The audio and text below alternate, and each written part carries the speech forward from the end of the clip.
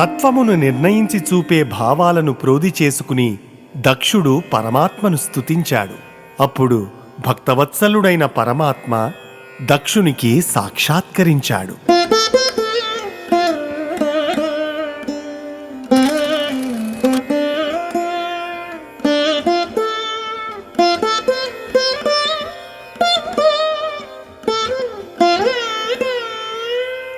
ధర్మాచలేంద్ర ప్రపాతద్వయంబున కలిగిన నీలంపు గనులనంగా మొనసితార్క్షుని ఇరుమూపుపై నిడినట్టి పదముల కాంతులు పరిడవిల్ల చండ దిగ్మండల శుండాల కరముల కైవడి 8 కరముల మరా చక్రకోదండాసి శంఖనంద కపాశ చర్మగదాదుల సరవిభూని నల్లమేను మెరయనగు మొగంబలరంగ చల్లచూపు విబుధ సమితి బ్రోవా పసిడి కాసెబూని బహుభూషణ కిరీట కుండలముల కాంతి మెండుకొనగా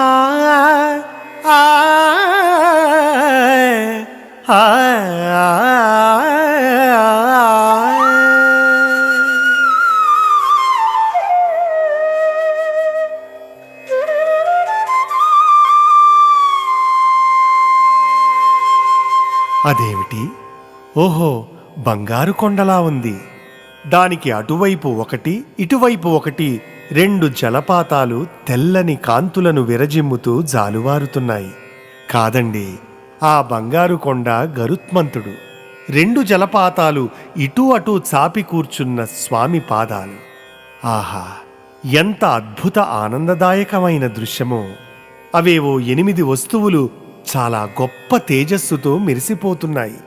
తేరిపార చూస్తే అవి స్వామి 8 చేతులలో విరాజిల్లుతున్న సుదర్శనమనే చక్రము, శాంగమనే ధనుస్సు, వాడి అయిన బాణాలు, నందకమనే ఖడ్గము, పాంచజన్యమనే శంఖము, పాశము, డాలు, కౌమోదకి అనే గద అనే ఆయుధాలుగా బుద్ధికి తెలియవస్తున్నాయి.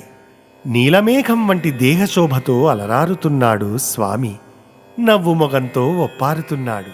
చల్లని చూపులతో తిలకిస్తున్నాడు. బంగారు వడ్డాణం నడుము చుట్టూ బిగించుకుని కాంతిపుంజాలను పుక్కిలిస్తూ ఉన్నది. రత్నాలు, వజ్రాలు, వైడూర్యాలు నిక్షేపించిన కిరీటం వెలుగులను చిమ్ముతూ తలపై అలరారుతున్నది. కుండలాల కాంతి దిగంతాల వరకు వ్యాపిస్తూనే ఉన్నది. ఆ విధంగా విరాజమానుడైన శ్రీమన్నారాయణమూర్తి దక్షునికి సాక్షాత్కరించాడు.